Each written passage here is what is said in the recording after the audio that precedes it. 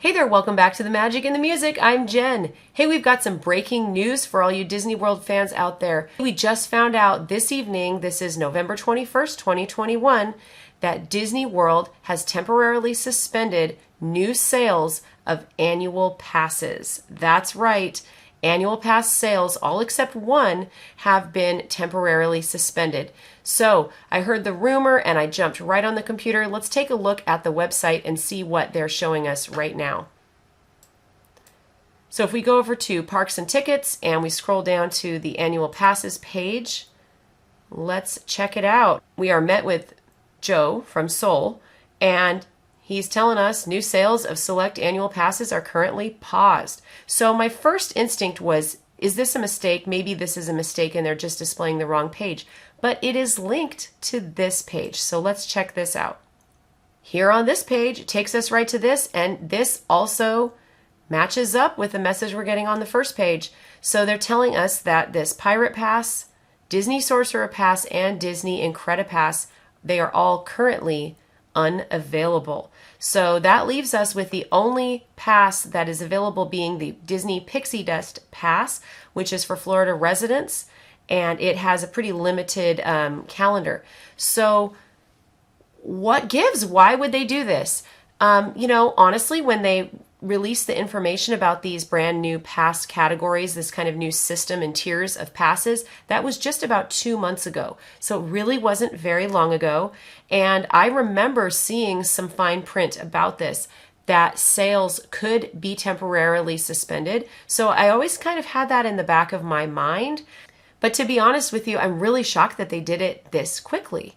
I actually had annual passes on my mind because just this weekend, today, I purchased our annual pass renewals for our entire family. We were gold annual pass holders, and now under the new system, we converted that over to the Disney Sorcerer Pass. So we just picked up our pass renewals. Now, of course, under these rules, we would still be eligible to do that renewal, but you are going to have some really upset people who were planning on purchasing a pass, maybe even tomorrow, and they are not eligible now to get those new pass purchases.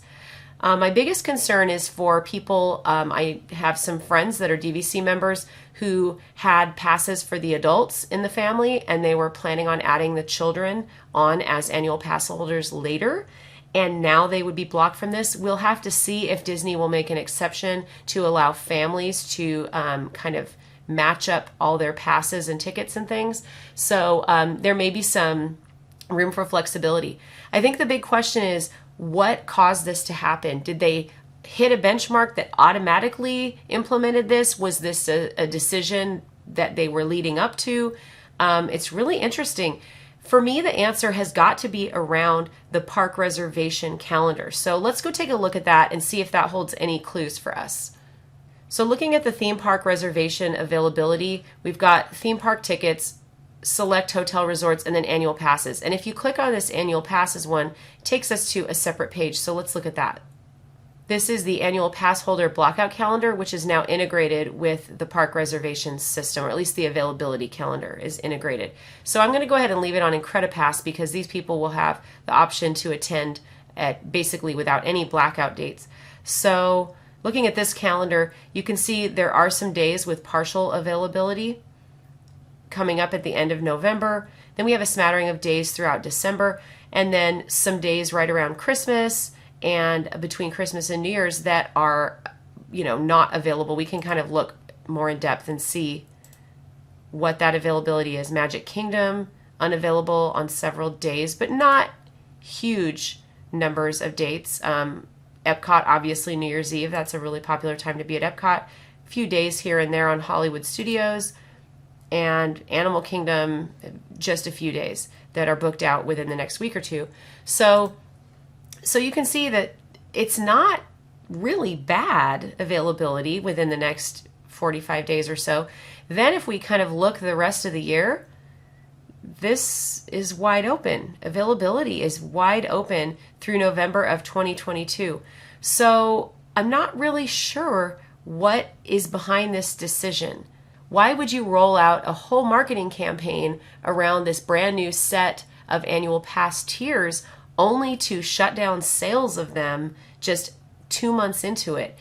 I'm a little baffled by it. I'm not shocked that it happened, but the timing of when it happened is a little bit surprising to me. I'm not sure if they started to see an escalation in purchases of new annual passes and they might have made the strategic decision to block these. So, this didn't bite us. We were already annual pass holders. Now, I will tell you that seeing that fine print, having read that and understanding that this was a possibility, is actually the motivator that made us renew rather than waiting and just getting annual passes later. So we used to do that where we'd have an annual pass, we'd keep it for a while, maybe let it lapse, and then get a new annual pass when our next trip came around because it was just a little bit more economical to do it that way. Well, Disney's figured out that people like us, if you scare us into thinking we're going to lose access to our annual pass, then we're going to feel like we have to renew all the time, even if we don't need it for several months. So, maybe it was a really savvy business decision on their part, but I can tell you there are going to be some very, very upset guests who are not able to make their plans work the way that they were planning. So, it remains to be seen how this goes, how long this blackout phase lasts, and also whether that other remaining pass, that Pixie Dust pass, whether that's going to remain. I think it's going to be really interesting to see if everybody jumps over to the Pixie Dust pass and then they come back and say, okay, this one's unavailable as well. So again, if you are already a pass holder, you are eligible for a renewal. You just can't make the brand new purchase. You can see here they tell us new sales of select annual passes are currently paused.